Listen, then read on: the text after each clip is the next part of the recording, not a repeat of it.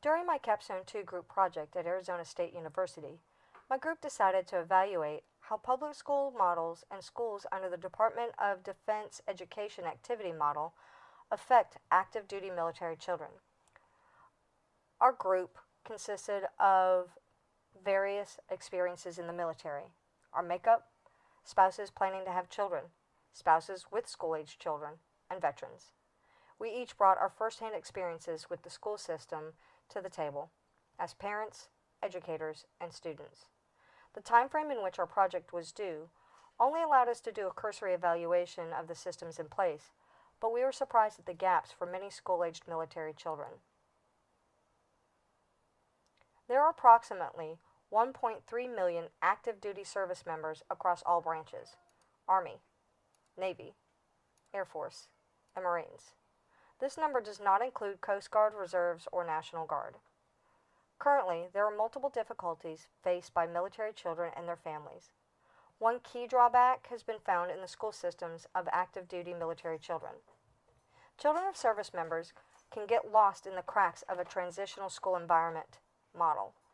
This problem has been addressed sporadically over time and location through the Department of Defense Education Activity, DODEA.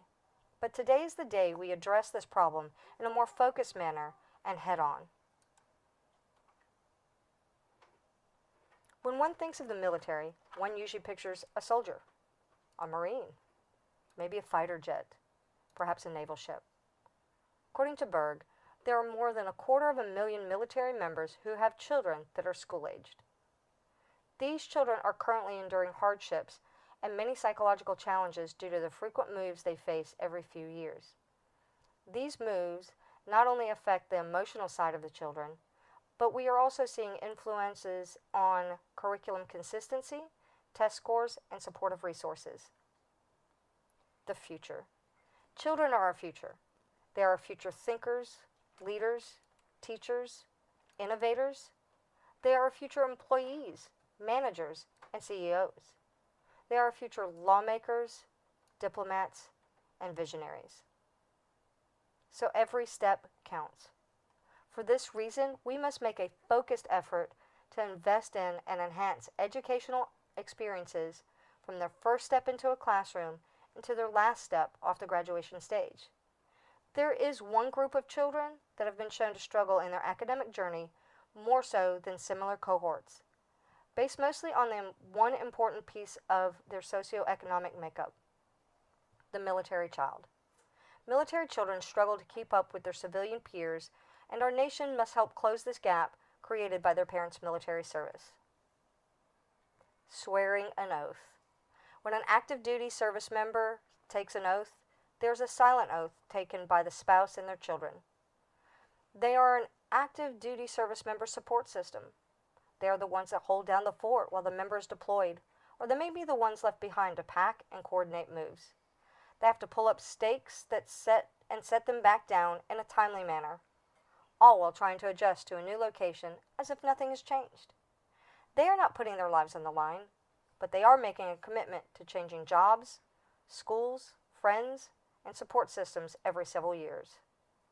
Time to move again? Loving a military member is about making a home no matter where you lay your rug. Civilian life: we just moved into our forever home. We will be here forever. Military life: this house will be perfect for the next 3 years. Maybe a little longer if we get lucky. It can be difficult on the spouse of a service member having to cope with changes, but there are choices that a spouse makes: to move to a new duty station or stay in place, to stay married when the stress is too much, or to divorce. But children in military families have no choice but to follow. So how a parent's military service affects the military child and their future educational opportunities and trajectories should be considered on every level, since there are already so many areas of their lives that are not constants. Military members make up a microcosm of society. Active duty members cross socioeconomic boundaries. They hail from various ethnic backgrounds and create varying types of family makeups. As jobs within the military open up, adjustments are made for religious freedoms, and support areas broadened, this microcosm becomes even more diverse. Stress! no fault of their own, military children endure hardships and turmoil more than the average child due to their frequent mobility. This causes them to be thrown into a transitional gap because of moves, which can shift them from one school district to another. Along with the emotional trauma that comes along with moving, such as changes in friends and support systems, changes in family dynamics, changes in activities, these children have to deal with educational challenges of adapting to a new curriculum. This puts more stress on them than sometimes can lead to negative results. Within the 4 branches of active duty military, there's 1.7 million military children in the United States and abroad. These children and their families live a unique lifestyle, which can include frequent moves between military bases, deployments of one or more parents, and adjustments to single, dual-parent transitions. A military family will move 2.4 times as often than a civilian family and are more likely to move across state or country lines. These frequent moves come with frequent school changes. Furthermore, the stressors of deployment can have greater impacts, which change in influence based on age group. Teens can suffer far more than younger school-aged military children. But today's focus will be on the active duty military child and how standardizing their educational model can increase their educational successes and trajectories. Within the military children who have moved face struggles outside of their educational sphere, but those struggles can bleed over into their educational life. They face many emotional struggles, such as losing friends in one location, then trying to make new friends in a new location, always being the constant new kid. In addition, a move can result in extra frustration with ever-changing curriculums and educational expectations. This dichotomy can result in the active duty military child repeating grades because they fail to catch up with the current scope and sequence, or they come from an advanced curriculum which results in them becoming bored, and this boredom can result in them acting out in class. To provide quality education to military-related students stationed overseas following World War II, the Department of Defense Dependents Schools was created. It created schools for dependents of military service members. The DODDS eventually became the Department of Defense Education Activity, DODEA. The DODEA also manages overseas schools, with additional schools located on military bases in 14 districts in the Americas. DODEA's overseas schools have educators which tend to be more nurturing and have teaching strategies that provide a more welcoming learning environment for students. These schools have been shown to actually outperform other public schools and have a higher average rate on standardized test scores. Students in the DODEA schools are not subjected to multiple test preps throughout the year, but entrance standardized assessments and end-of-year standardized tests, in addition to having the benefits of smaller classroom sizes. School systems often differ in required standards. Although DODEA schools are run in several states, in addition to several located in foreign countries near military bases and posts, the majority of active duty military students attend public schools within the counties in which the bases and posts are located. This creates an inconsistent educational curriculum for school-age active duty military children, even within the same state. So in addition to the other struggles, they have to cope with consistent educational struggles. Furthermore, different states can have different requirements on how to reach those different objectives and timelines for the priorities. Proficient or not proficient? That is the question. These differences in scope and sequence can result in significant gaps in learning and added stresses on the military child. A child may miss key educational opportunities when different systems are teaching certain concepts at different grade levels. This complication is multiplied when a child moves multiple times over the course of their educational trajectory. My personal experience. My son entered a small rural school in Georgia after being homeschooled. Due to reading issues, he was held back a grade. Although he'd been reading on level prior to taking a quick test in the school office, not a standardized test, all despite the fact that he was doing well in his current class during the first few weeks of public school. This drop of grade level caused him stress and anxiety, which exacerbated an issue with ADHD and created educational issues. By the start of the following year, we had changed duty stations and moved to an independent school district on Fort Hood in Texas. This school did a formal set of standardized tests prior to placing my son and found he had minor reading issues even after a year in that rural school.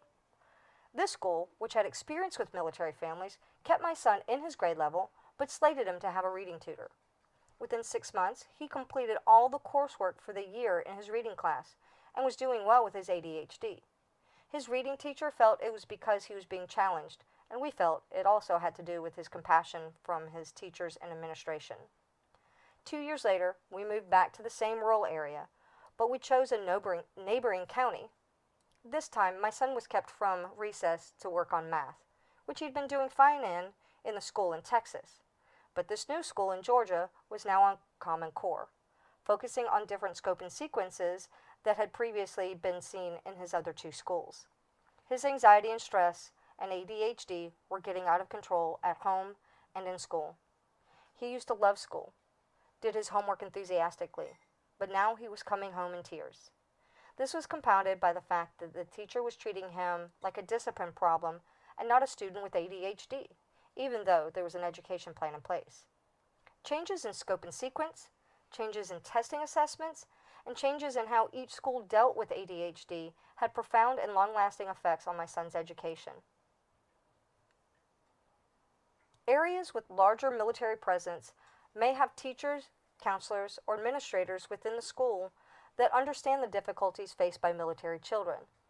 They may exhibit more compassion and have transitional educational plans, or have outreach programs, while areas with smaller military presence may not have the educational or personal experiences to be able to understand the unique issues faced by military children. Active duty military children also face the transition of being a two-parent home to a single-parent home when the military member deploys and then back again in the span of 9 months. They face the fear of a deployed parent not returning. These emotional impacts can have a bearing on school attendance and performance. Children of active duty service members can suffer through their parents' PTSD, depression, and other emotional issues. The children can have personal mental health issues tied to the service of their parent, separate from normal stressors of childhood. If a smaller school or a school with a less active duty military presence encounters an active duty military child, they may not have the same understanding or resources or even the ability to address the unique issues faced by their students and families. However, there are public non-DODEA schools that are trying to understand the unique struggles of the military child by focusing on how their parents' military service impacts them. Gold standards. Having a standardized national curriculum has been a debated topic, which skirts the need for states to exert their individual rights while still trying to do the best to prepare students for future educational goals. Teachers, administrators, legislators, and parents want to have the best possibilities available for as many students as possible. This need is even more vital with regards to active duty military school-age children. In 2015, the DODEA adopted the use of college and career-ready standards, known at stateside as Common Core.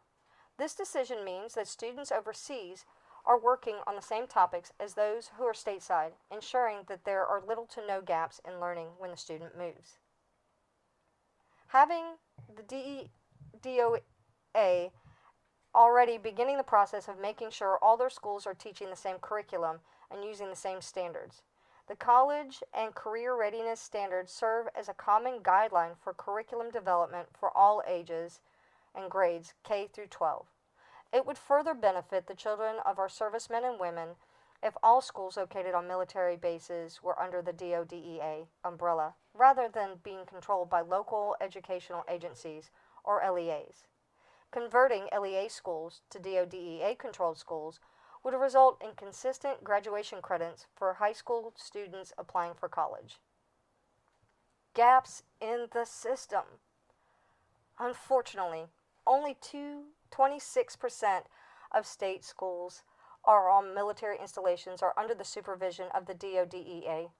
The remaining 74% are run by local educational agencies, which means they adhere to local or state requirements, which then additionally means that 83% of the LEA schools on base are elementary schools, leaving middle and high school students to attend off-base schools, which are not regulated by any military-affiliated program.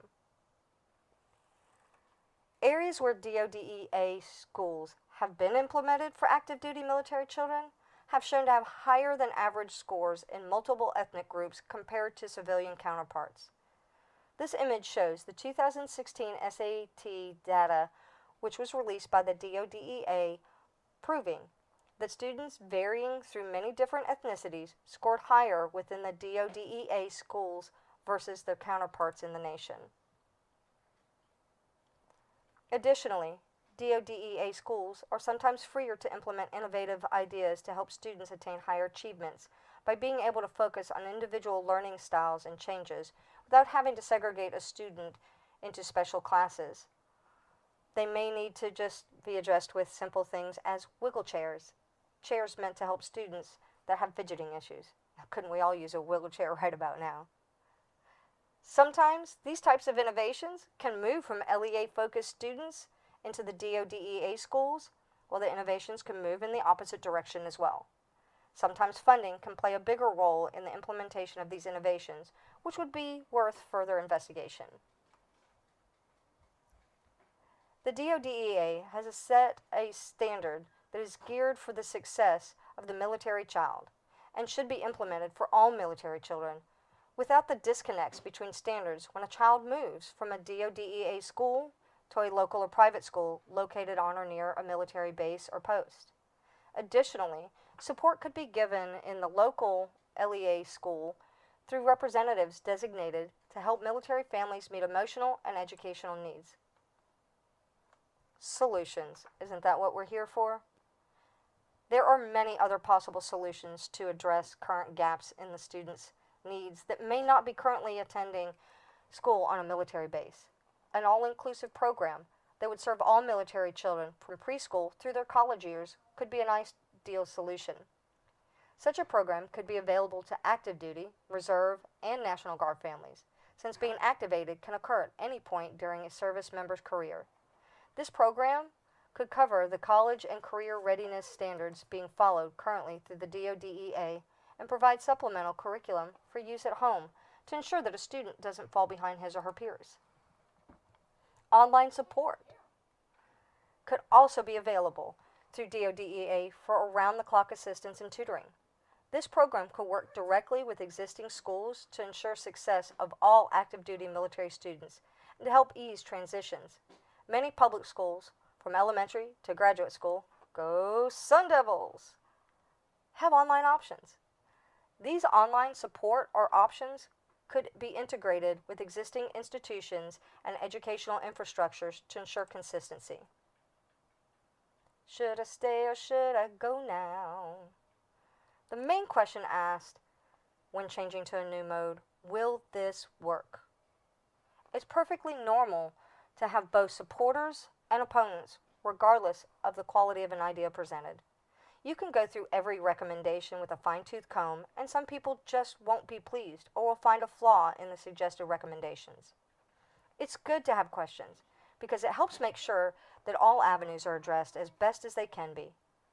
However, having a standard for military students can set up a model of success and create valuable personal and educational opportunities for a quality future, which we feel could be agreed upon by the majority of interested parties.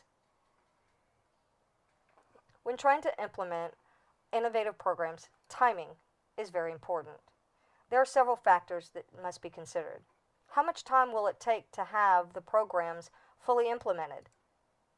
How much lag time will there be between the new program being law and the old program being obsolete? When is the perfect time to start a transition? Will the time frame work for all involved?